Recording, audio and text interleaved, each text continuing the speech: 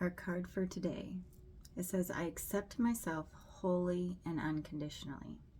And then it has a journal prompt on the back. And it says, what are the things I dislike most about myself that I cannot change? How can I practice self-acceptance starting today? And so when I sat with this for a minute, I really was thinking about our strengths and weaknesses. We all have them. There are all things about ourselves that we wish we could change, and we can't. And that's okay. One thing that I struggle with is ADD. Oh man, that can be difficult sometimes. But I recognize it as a weakness. I don't beat myself up for it anymore. I don't, criticize myself for it or judge myself over it. It is what it is. And so I recognize that there are certain things that I have weaknesses with, things that I struggle with. And it's just a part of me. I can't change that. And it's okay. It's okay to have those things.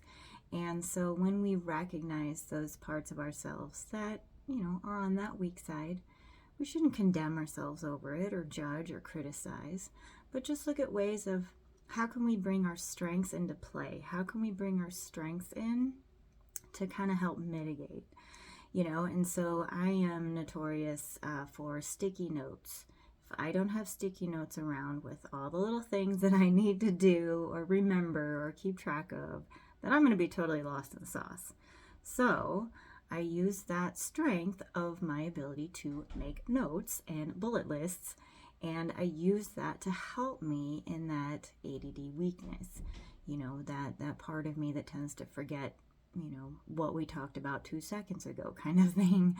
And so really it's accepting yourself for everything that you are, whatever it is, and just saying it's okay, because this is just me, it's who I am.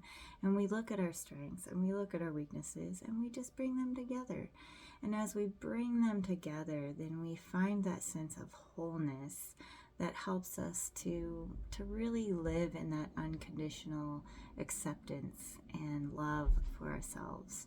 So embrace all of you.